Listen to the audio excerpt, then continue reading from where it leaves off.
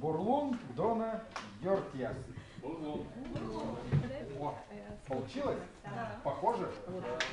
Отлично. Побыстрее только надо. Ну, побыстрее. Тут вообще бы прочитать для начала. Побыстрее. Вот я бы сфоткал. Ну, первым декабря Да. Я так подозреваю, что 1 декабря мы уже будем говорить с вами на языке коми. Ну что ж, доброе утро еще раз, коллеги. Ну и мы начнем с вами. У нас будет несколько традиций.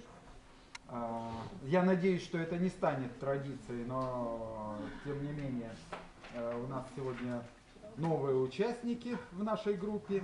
И я попрошу новых участников немножко рассказать о себе, кто, что, откуда, зачем, что хотели бы получить, ну и вот все, что вы считаете нужным о себе рассказать.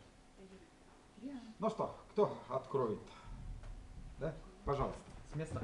Ну да, только чтобы вас видели, можно развернуться. Добрый день, меня зовут Александр Казаков.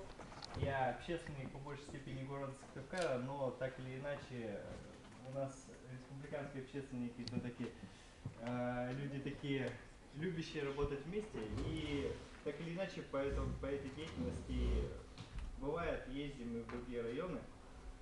По большей степени связано с организацией «Волонтер» у Дмитрия Плотникова. Естественно, может быть, думаю, кто-то из вас слышал о ней, вот, ориентированная в том числе и на социальную помощь людям, оказавшимся в сложной жизненной ситуации, или пенсионерам и так далее, и так далее. Вот. Ну, не ограничивающая в себе помощь только людям, естественно, это и приют друг, например, кошкин дом, так или иначе. И если сказать, еще также связано с экологической направленностью общественной деятельности, но она такая неупорядоченная немножко, можно сказать, а чисто находящая в себе силы, черпающая в себе силы только душевного порыва, так сказать. Вот. Что хотел бы почерпнуть для себя? Подчеркнуть для себя, ну, может быть, новые какие-то моменты, как себя можно реализовать. Ну и вот это на самом деле отличный способ, может быть, понять, как общественники могут зарабатывать деньги на своей деятельности. Потому что, как правило, вот это самое главное такой айсберг, в который раздувается наш корабль, это отсутствие финансовых средств в реализации наших проектов. Или эффективность этих проектов в первую очередь страдает от отсутствия этих средств и его нехватки. Вот. И может быть на самом деле как-то вот такие плюсы для себя поиметь. Спасибо. Спасибо. Ну это как раз то, зачем. Евгения, я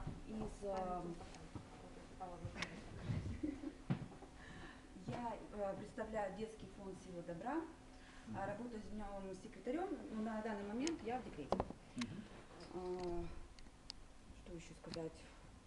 Сюда пришла вообще посмотреть, как на самом деле в социальной сфере можно заработать деньги, просто хотя бы представить себе. Реализовать это уже, при выходе из декрета. Что еще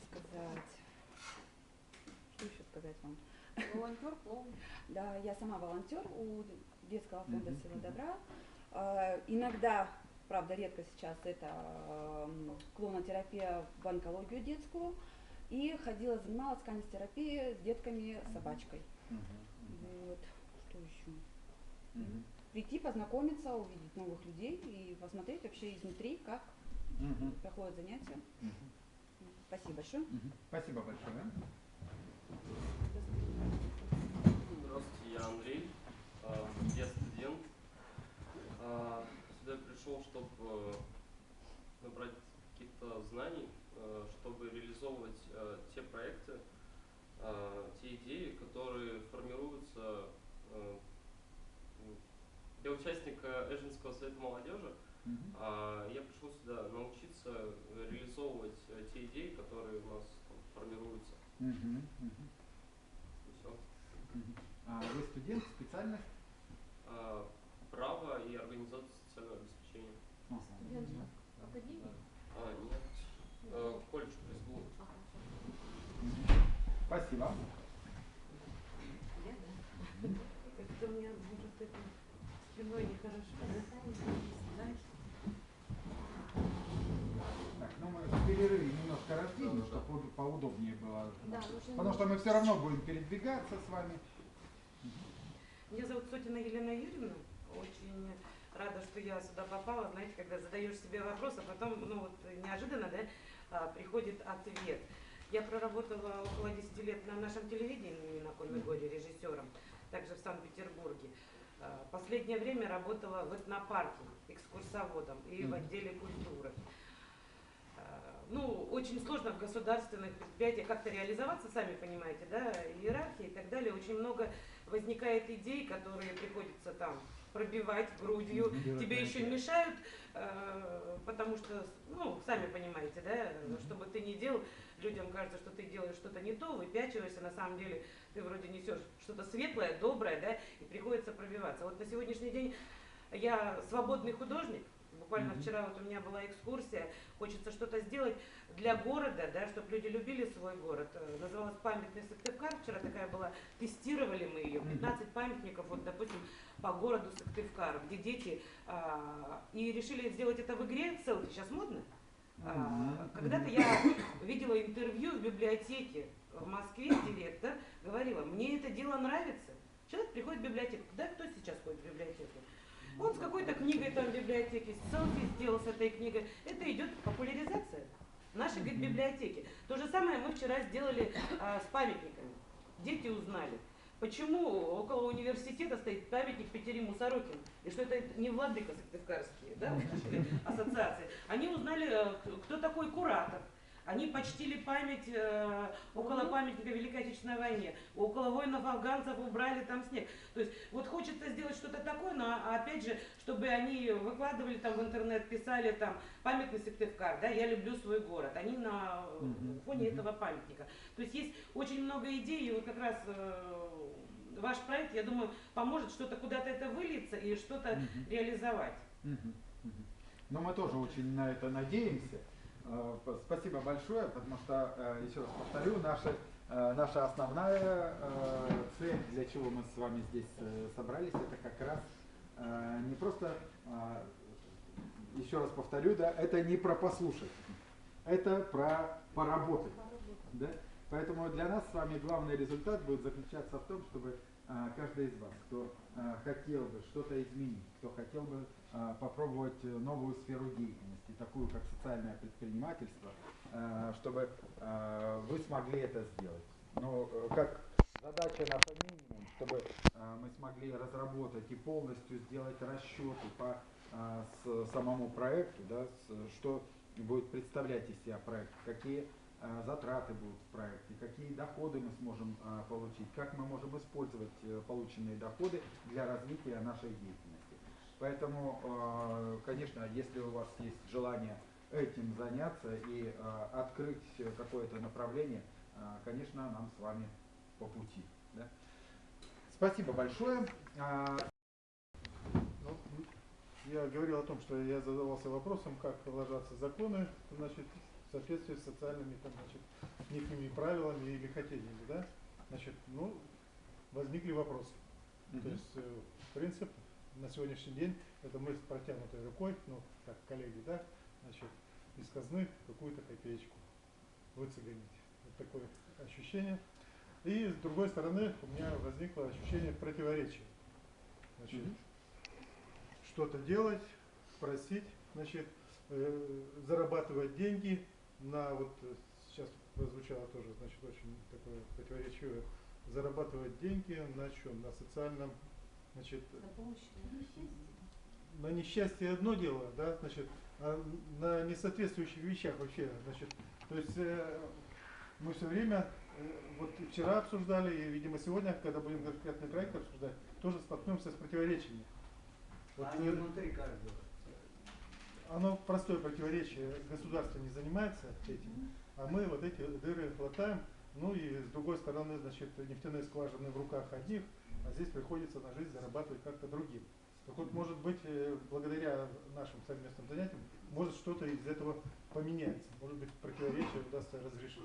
Пока я вот вижу такую... Спасибо большое. Ну, я буду некоторые вещи комментировать. Да? То, что касается предпринимательского подхода, вот как раз этот подход, это подход не с протянутой рукой.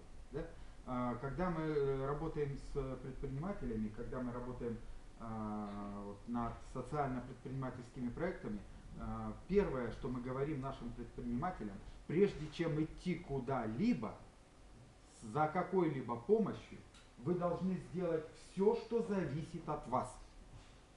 Мы не идем, скажем, чтобы искать партнеров с пустыми руками. Мы всегда говорим, предприниматель начинается только тогда, когда он может, умеет мобилизовать те ресурсы, которые ему доступны. Если сам социальный предприниматель ничего не сделал, а только надеется на то, что он куда-то пойдет и ему там что-то дадут, это не про предпринимательство. И мы, когда работаем с нашими предпринимателями, мы говорим, коллеги, если вы что-то хотите, вы сначала сделайте все, что зависит от вас. И мы с вами, когда будем работать с ресурсами, у нас там есть 3 колоночки. Ресурсы, которые нужны для проекта, ресурсы, которые доступны, ресурсы, которые есть, ресурсы, которые доступны, и ресурсы, которые в данный момент недоступны. Вот когда отработали все, что доступно, все, что возможно, сделали сами, только тогда мы идем для того, чтобы решать остальные вопросы. Надо прийти к власти просить. Да, мы ходили к власти, я приносила бизнес-план составленный, помните, это мы все делали. Я приходила в Министерство культуры, о, это не наше. Министерство образования, о, это не наше. В МВД, о, это не наше. Как это не их? Их дети, которые на улице остались, это не их дети. МВД говорит, Министерство культуры, о, это не наши, это идите там, это мы не будем этим делом заниматься. Все открещивают. И все открещиваются. Я приходила с бизнес-планом, составом. Не-не-не, у вас особенность, вот он правильно говорит. Работаю с крупными подростками. Я просто человек. И мы то же самое делаем. То есть меня приглашают также в УФСИН, собирают со всей формы воспитателей, замполита, сейчас воспитатели. И мы с ними прорабатываем планы. Я работаю на зонах строгого режима. У меня соглашение подписано. Я являюсь экспертом, членом экспертного совета при Общественной палаты главы республики. Недавно тоже был на встрече, собирались МВД, работали с крупными подростками. Работаю в детском доме, где ребята лишенные, где родители лишенные родительских прав. То есть ребята не выросли там, и как раз подростки 15-16 лет, самые трудные. Когда мы к ним пришли, нам сказали, больше 20 минут вас слушать не будут. У меня 1,5 часа сидели рот открыт. Директор выбежал на руки, пожалуйста. Где, в Эжи? Ну да, я много все описываю. Да. Любая власть, она не сильно будет заморачиваться, как вам помогать. Но она может сказать да или нет на то решение, которое вы предлагаете. Вот точно так же.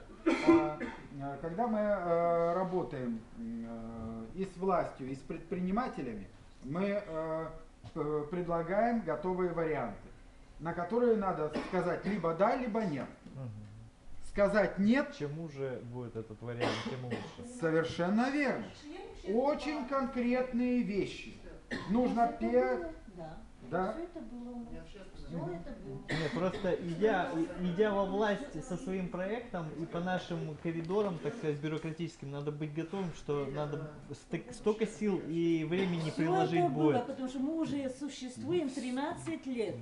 Мы работаем. Мы работаем. Так надо же понимать, что у К нас сожалению, у нас такое так, государство, да. решается их проблема. Вот пришел и сказал, ребята, вот у вас была на голова по этому вопросу. Очень больная, деньги уходили, политически вы теряли, вот, и так далее. Вот. И я за вас эту проблему решил.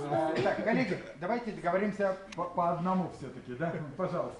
Давайте вернемся к вопросу лекции, да, поставлено, и дадим обратную связь по вчерашнему дню. Конечно,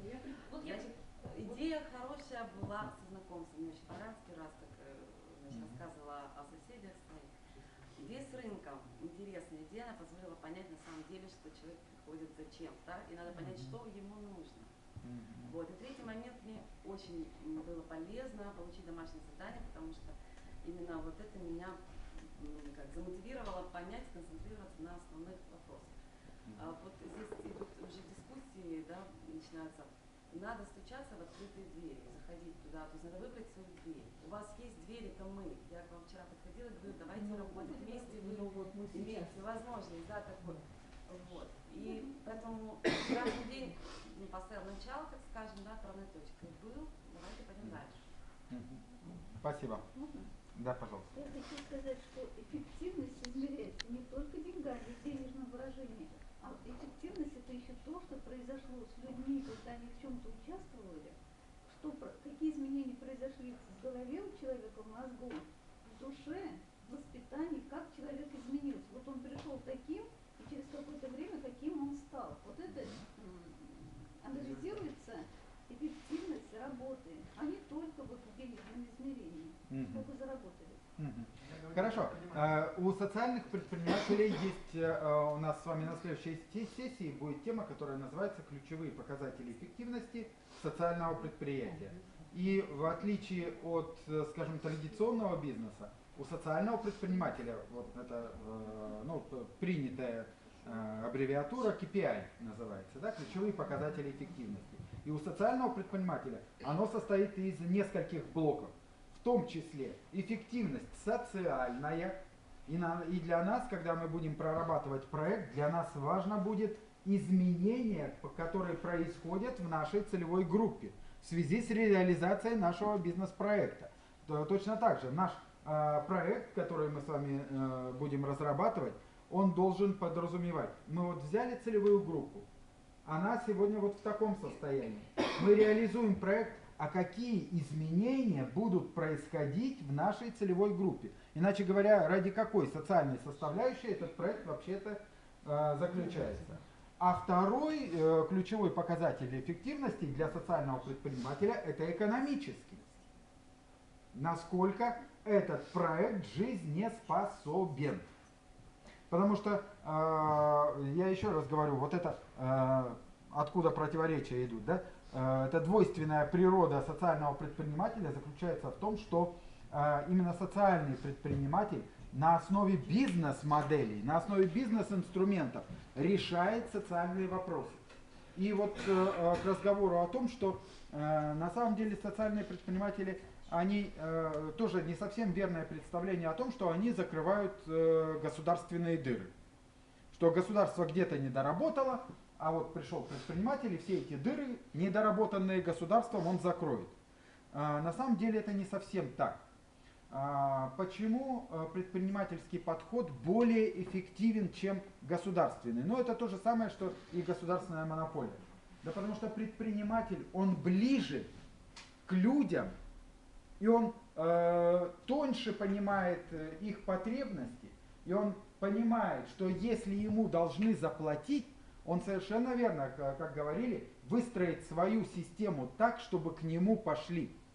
Чтобы человек заплатил деньги, он должен ощущать реальную ценность того, что мы этому человеку даем. На социальный бизнес, да, и вот вообще на такую форму как бы. И тот закон, который вышел с 1 января 2015 года, как бы, да, по финансированию соцзащиты, сейчас идет обсуждение закона по социальной защите как бы во всех регионах. Как вы думаете, вы к этому имели прямое отношение, Омск? Смотрите, получила пинок и общественная палата, да, почему пошли в форму содружества? Это параллель вот как бы с вашими ЦИСами получается? Но то, что пошла, скажем, пошел тренд, да, пошла мода на этот подход, мы не были в этом отношении первыми, да, я говорил, что впервые эту тему начал поднимать фонд «Наше будущее» и продолжает в этом направлении работать.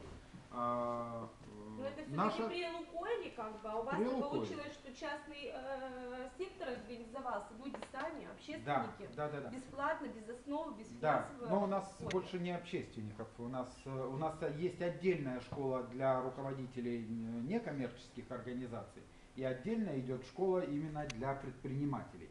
Мы разделяем эти вещи, потому что мы понимаем, есть нюансы. Социальной сферы, и у вас есть еще общественный орган какой-то, да, при нем же общественная организация, общественный совет. Наблюдательный совет. Наблюдательный совет. А общественная организация есть? Ну, общественная организация сам Центр инноваций. Сам Центр инноваций? Омская региональная общественная организация, Центр инноваций и социальной сферы. Но я тоже хочу добавить, что очень многие предприниматели идут таким путем. И мы идем тем же самым путем. Вместе с, допустим, коммерческой структурой или наоборот, с общественной организацией параллельно создается вторая форма. У нас, допустим, сам наш центр это общественная организация, но у нас есть еще две коммерческих организации, где наша общественная организация выступает учредителем. Вот коммерческие проекты мы реализуем через эти коммерческие организации. Как центр, как общественная организация, мы используем одни ресурсы, которые есть. Коммерческие структуры наши используют другие подходы. И многие наши предприниматели, если предприниматель, они приходят к нам, и они делают, вот я вчера рассказывал про Женю Левашова, парень с тросточкой, да, наш бизнес-тренер. Он пришел к нам из чистого бизнеса. Сейчас он создал общественную организацию по оказанию социальной помощи и социальной адаптации людям, попавшим, ну, скажем так, с приобретенной инвалидностью. Да? Ну, можно представить себе ситуацию, когда взрослый человек или молодой человек всю жизнь, будучи здоровым, получает травму, после которой он становится инвалидом. Да? Вы понимаете, какой перелом в сознании у этого человека? Он прожил, он был доволен, счастлив, а тут все. Надо начинать жизнь сначала. И он создал общественную организацию, как раз, которая занимается решением вопросов вот для таких людей, которые приобрели инвалидность. Да? И совместно, может, сам что-то не знал, кто-то помог. Знаешь, что нужно для той или иной категории граждан. Спасибо большое. Сейчас перейдем к следующей части работы, и я как раз к этому вернусь. Ну, в принципе, структурировалось все, что было известно по социальному предпринимательству, более-менее, как бы чисто интуитивно понимали, а теперь все, ну, более-менее сложено. Спасибо. Спасибо. Ну что, порадовались за Омск, на самом деле. Я была очень рада, что вы прошли уже такой, скажем, путь плодотворный, уже с такими хорошими результатами именно по преодолению вот этих административных барьеров. Раз у вас получилось, я думаю, у нас тоже все получится. Я тоже в этом уверен. И, скажем, вот одна из функций и Центра инноваций как раз и заключается в том, чтобы создавать вот эти возможности для социальных предпринимателей. По крайней мере, для нас это наша миссия. Создавать возможности для предпринимателей, чтобы они не оставались одни со своими бизнес-планами, проблемами, да, чтобы было кто эту дорожку протарит.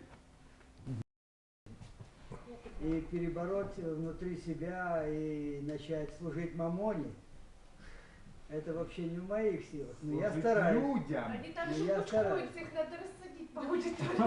Да. Эту могучую кучку мы с вами расселим. Чтобы не влияли друг на друга. Главный альтруист в городе. И это тоже, да. А то они друг друга уговаривают, что денег не надо получать.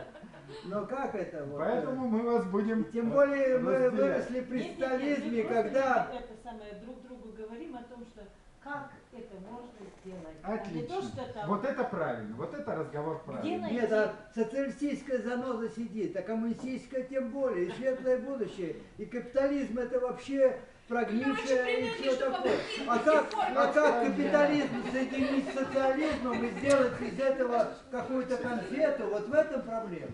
Да не надо бороться, не надо бороться, живи просто Не и знаете, все. у меня Я 5 так и назад... ну я, здесь-то я вынужден. Юрий, 5 лет назад вышла пешпокойская девочка замуж за немца, как бы, да? Вот он миллионер, немецкий миллионер. И приехали в гости в баню. Я ему, какой у тебя бизнес? Он говорит, у меня 9 детских домов. Представляете, разрыв шаблона моего, я такой же альтруист, как вы. Я говорю, как на это можно зарабатывать? А у него до такой степени колоссальный возмущает эти, он говорит, ты что, это у нас самый модный бизнес, в который не зайти, у нас там клан как бы этих миллионеров, который не Леночка, пускают. обратная сторона этой медали. В Финляндии такие же бизнесмены, процветающие, но от них страдают люди. Там детей отбирают через всякие... Это немножко другая история. Но мы не должны происходить перекосы, я согласна. Другая история, и отбирают там по... Попали в какую-то кризисную ситуацию, вот сейчас, вот прям по телефону, да? А я сиронизирую. Вот звонит мне человек, который вены режет, а я спрашиваю, какие у вас доходы? Сколько вы получаете? Вы мне можете заплатить за то, что я вас сейчас вытащу, вот в эти несколько минут кризисных, вытащу вас за шиворот в жизнь, и я буду выяснять, заплатит мне этот чек? Ну вот, это пародия, Нет, конечно. это не пародия, в смысле, вот то, о чем вы говорите, это пародия. Вот посмотрите, даже в том же федеральном законе 442 ФЗ о социальном обслуживании граждан. Там есть разные виды услуг, мы говорим, социально-бытовые, социально-психологические, социально-медицинские, там их, по-моему, 8 наименований. И при этом выделено отдельно срочные социальные услуги. Если все остальные услуги выстраиваются по индивидуальной программе, да, то есть сначала обсуждаются с заказчиком, с клиентом состав этих услуг, да, прописывается, определяется, подписывают соглашение, и потом только начинают оказывать услуги, то срочные социальные услуги не подразумевают никаких договоров, не подразумевают никакой оплаты, они потому и срочные. Ведь здесь просто, скажем так, ну, здравый смысл должен присутствовать. Любая экстренная помощь, будь то скорая помощь. Кстати говоря, вот тоже... Бедный резать дорого пусть. Да, та же образом. Сейчас я рассказываю, как мы будем работать. Второе. После того, как я расскажу, как мы будем работать, я расскажу, как мы будем анализировать идею. Потому что подробнее рассказать о самой сути проблемы, на решение которой направлена ваша идея. Да?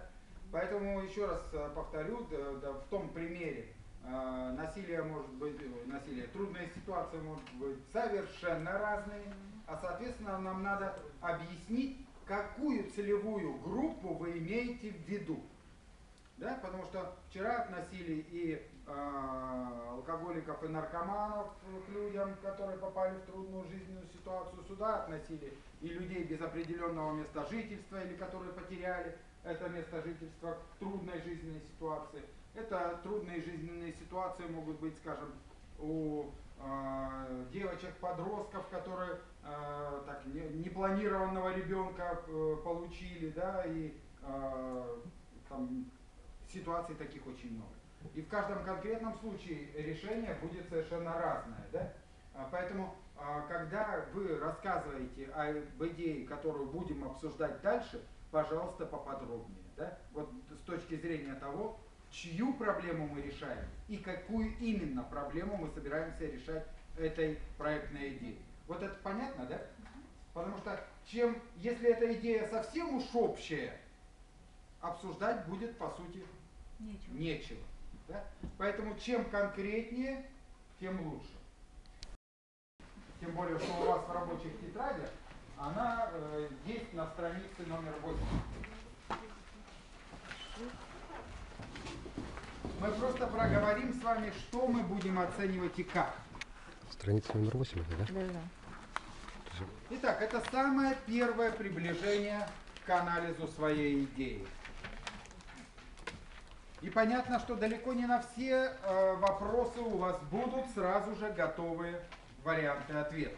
И это абсолютно нормально. Этот инструмент должен дать вам даже не столько ответов, сколько поводов задуматься, а достаточно ли у меня информации для того, чтобы за эту идею браться. Да?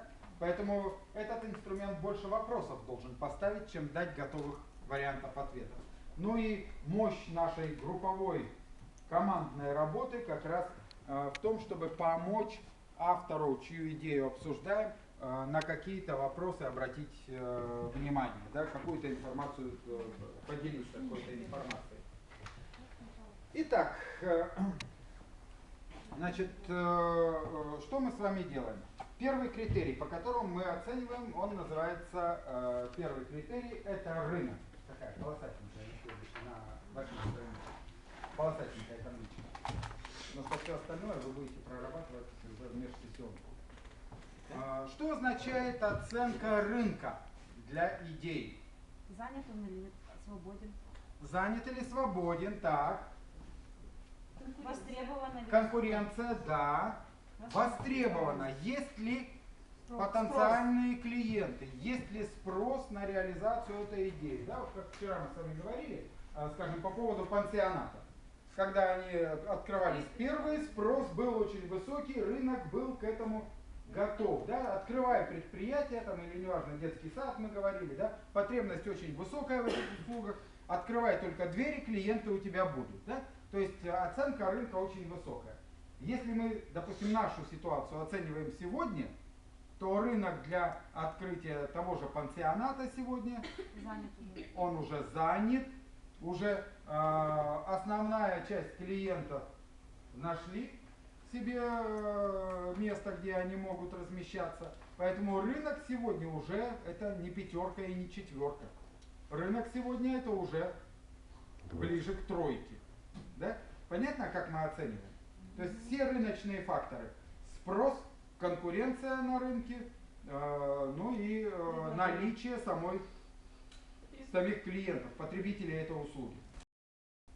Если вы знаете, что спрос на эти услуги высокий. Если сомневаетесь, 4. Если рынок не очень готов, или вы не знаете реальных клиентов на эти услуги, конечно, тогда будет тройка, ну и там, если совсем все плохо, тогда двойка.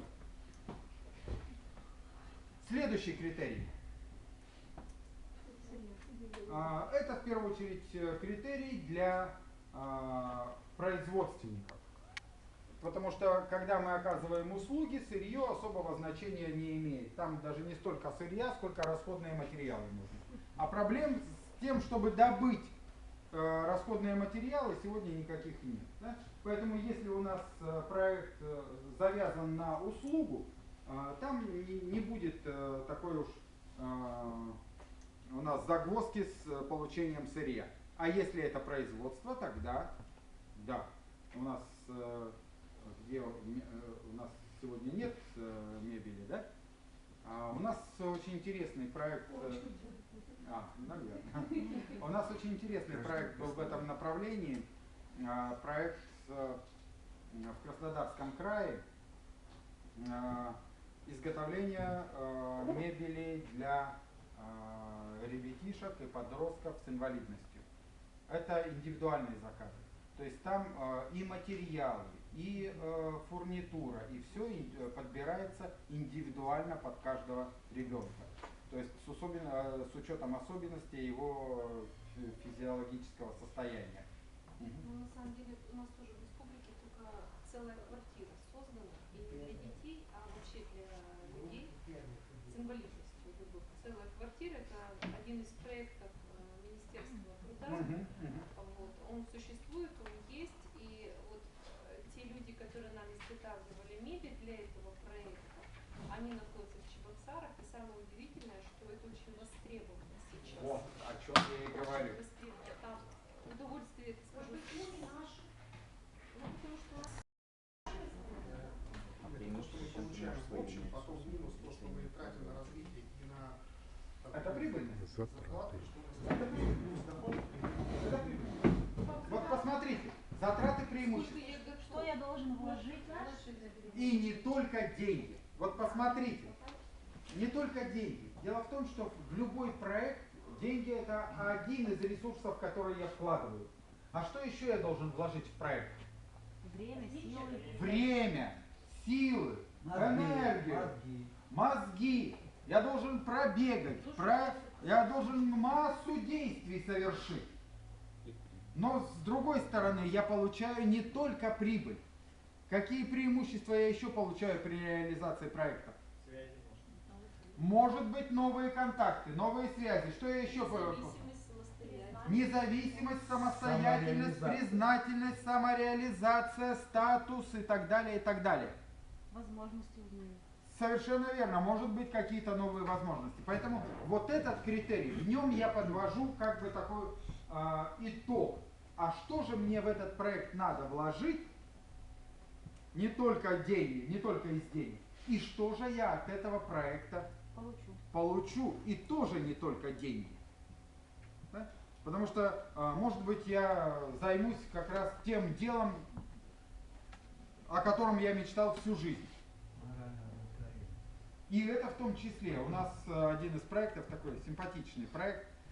Девушка пришла к нам в школу, она руководила в научно-исследовательском институте, крупный институт исследовательский, она отделом персонала, HR, отделом персонала руководила. И пришла в школу, все нормально, с точки зрения дохода, все нормально. Она говорит, не хочу. Позволить себе хобби, да?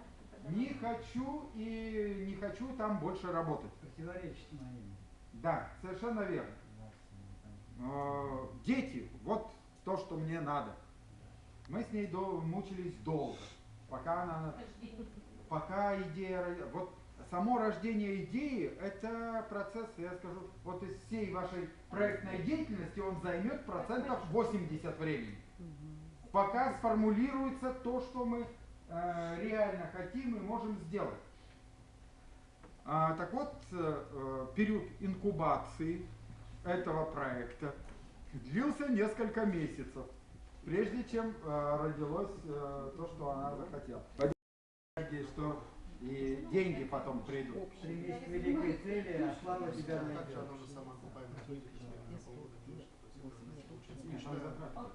Там большие затраты у нее были, потому что там они в ремонт очень много вложили. Грандиозно было там все. Но плюс она получила уже сейчас, она не вышла на окупаемость с точки зрения собственной деятельности, но она получила уже 2 субсидии. То есть по факту она свои затраты уже вернула. Дело будет. Дело будет, да.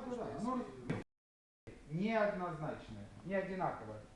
Если я сам специалист и я сам реализую свой проект, наверное, степень значимости такого критерия, как сотрудники или рабочая сила, для меня никакого значения не имеют. Да? Я сам профессионал, я сам это делаю. А если я заболела?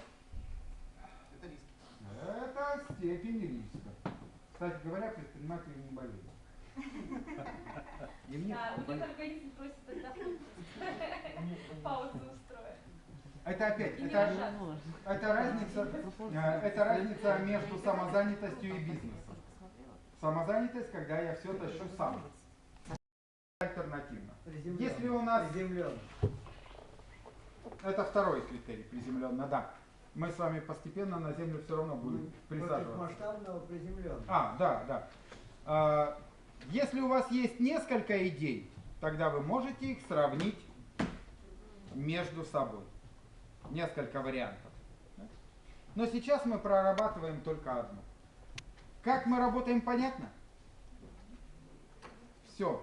Значит, как только у вас появляются вопросы, вы поднимаете руку, я к вам подхожу. И получается, что у нас, во-первых, есть лес у нас в местах. Давайте первое. Второе. В каждом районе. Я понял, что да в любом районе, в любом. Нет, вы говорите, у вас уже есть. У нас мы делали этот проект по детским садикам в городе. Но это у нас не получилось. Это детские садики, это немножко другая направленность. Тут дети сами росли. А тут имеется в виду не привлечение школьных листов. Пашки, кстати, очень хорошо. Да, Пашки у нас получилось. Потом, что происходит с семенами? Давайте третью идею. Это же первый. Какая первая? Нет, первая же была сейчас. Нет, это первая идея. Я просто монетизировала. Начало самое. Вторая идея, просто исходя из собственных проблем, которые я вижу в своей жизни, это выход на пенсию людей где-то лет 60, вот именно 50-60, когда они еще чувствуют в себе силу, но у них так как у нас все-таки республика состоит... Ей не подслушивайте. республика состоит из Я нейтральный. Не надо, ну против. большого количества зон. Кричали про то, что они прям такие возродились, и все у них прекрасно. У нас как был допуск, так и остается. Они сдавались помещения, так и сдаются, несмотря на отмашку президента 2 года назад. Я вам могу рассказать про наш ДОСАВ, как мы на соревнования по мотокроссу ездили, они приехали, сказали, что это мы их привезли, мы за свои деньги мотоциклы покупали, мы за свои деньги их обслуживали. Когда было Сами. ДОСАВ? Это в прошлом году, я в прошлом году выступал. У меня сын 6-летний грамоту взял на мотоцикл республиканский. 6 лет, он в классе ездил на 10 до 14 лет. Нам, я понимаю, просто не надо все валить в одну кучу. То, что центр, допустим, центр этой помощи может оказывать услуги и тем. Ну почему я говорю, почему у нас вопрос возник, это выездная, мобильная. Вот если мы выезжаем в деревню. сейчас я закончу мысль. Не центр, выездная служба, как угодно ее назовите. Она может оказывать услуги и детям, и взрослым. Но это же бизнес-проект. Даже чтобы оказывать услуги ребятишкам, это одно место, это одно там оформление, это одно время для приема.